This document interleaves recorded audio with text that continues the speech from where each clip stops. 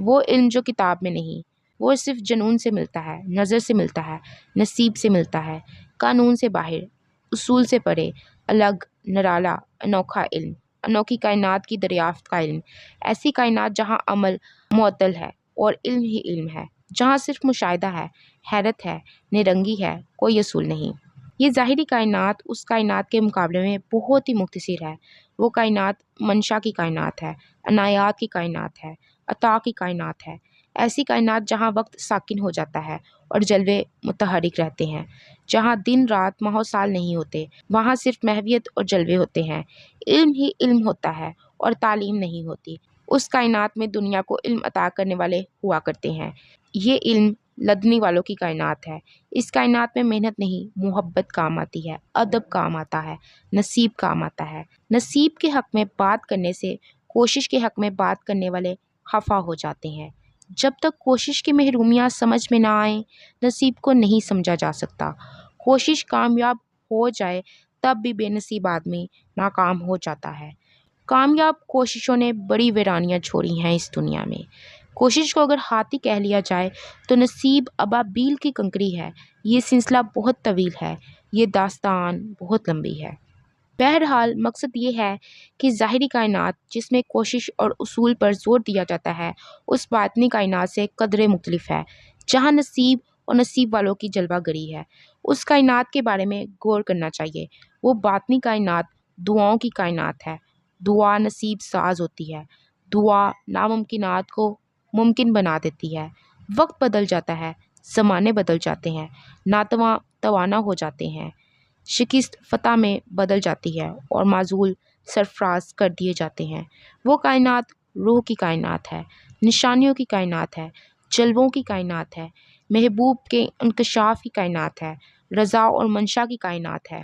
وہ مخفی کائنات اسی ظاہری کائنات کے اندر ہے۔ وہاں خاموشی بولتی ہے، وہاں درخت باتیں کرتے ہیں، پہاڑ پیغام رسانیاں کرتے ہیں، دریا علامتیں بن جاتے ہیں اور سمندر حقیقت کا روپ اختیار کر جاتے ہیں۔ اس کائنات میں دل والے، روح والے، حق والے داخل کیے جاتے ہیں۔ اس کائنات کا سفر راتوں کو پچھلے پہر طے ہوتا ہے۔ اس کائنات میں اشکوں کے چراغ جلتے ہیں، روشنی ہی روشنی، نور ہی نور، جلوے ہی جلوے۔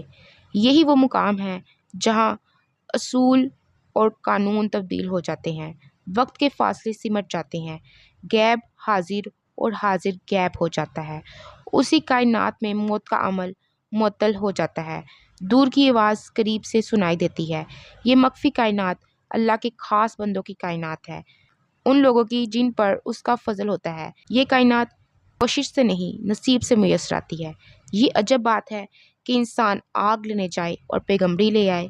یہ کیسی کائنات ہے؟ یہ باطنی کائنات سب سے پہلے اپنے باطن میں دریافت ہوتی ہے اور پھر یہ کائنات پھیلتی ہوئی کل کائنات بن جاتی ہے۔ یہاں کے اصول عجیب، یہاں کے قوانین نرالے، یہاں منزلیں نہیں ہوتی، صرف سفر ہوتا ہے، مسلسل سفر۔ ایک مقام کے بعد ایک اور مقام انتظار کرتا ہوا نظر آتا ہے۔ یہاں دیکھنے کے لیے آنکھ بند کرنا پڑتی ہے اور سننے کے لیے کان درکار نہیں۔ یہاں سماعت دل کے کان سے ہوتی ہے۔ خوش نصیب ہیں وہ لوگ جنہیں اس کائنات میں داخل کر دیا جاتا ہے۔ یہ کائنات نظاروں کی کائنات ہے، احسار کی کائنات ہے، دوسروں کے دکھ بانٹنے کی کائنات ہے۔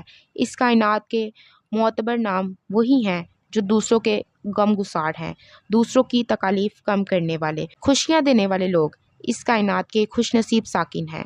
وہ خوش نصیب جن کے پیش نظر انسان کی زندگی کو آسان بنانا ہے، جو ہمہ حال منشائے محبوب اور واضح دوست پر لبیک کہتے ہیں۔ اس کائنات کا دستور عجیب ہے۔ یہ باطنی کائنات اتنی پراسرار ہے جتنا انسان کا اپنا باطنی وجود۔ باطن میں ارادہ ہوتا ہے اور ظاہر اس ارادے کے مطابق عمل پیرا ہونا شروع ہو جاتا ہے۔ مثلاً ذہن یا دماغ ارادہ کرے تو اعضاء و جوارح حرکت شروع کر دیتے ہیں۔ اگر دل میں محبت آئے تو زبان میں شائستگی آنا شروع ہو جاتی ہے۔ اگر باطن میں غصہ آئے تو ظاہری وجود کے چہرے پر تیوری اور نفرت کا اظہار ہونا لازمی ہے۔ باطن مصروف عبادت ہو تو ظاہر معصومیت کا پیکر بن جاتا ہے۔ اس طرح یہ پراسرار باطنی کائنات صاحبان ارادہ کی کائنات ہے۔ وہاں جو فیصلے ہوتے ہیں وہ ظاہر کی دنیا میں ظاہر ہوتے ہیں۔ وہاں دعائیں ہوتی ہیں اور ظاہر میں تاثیریں میسر آتی ہیں۔ وہاں ارادے بدلتے ہیں اور یہاں زمانے بدلتے ہیں۔ وہاں مزاج بدلتے ہیں تو یہاں حکومتیں بدل جاتی ہیں۔ بس وہاں کن کی جلوہ گری ہے تو یہاں فیکن کی کار فرمائی ہے۔ یہ پراسرار لوگوں کی پراسرار کائنات سب کے سامنے ہے، لیکن یہ سب پر آشکار نہیں ہوتی۔ اس میں داخل ہونے کا کوئی حتمی اصول نہیں، بس نصیب اور منشاء الہی۔ جس کا نصیب بیدار ہو گیا وہ صاحب اسرار ہو گیا۔ جن کو منشاء الہی میسر ہو انہیں آہ سحرگاہی میسر ہوتی ہے، اور آہ سحرگاہی اس کائنات اور باطنی کائنات میں رابطے کا بڑا معتبر ذریعہ ہے۔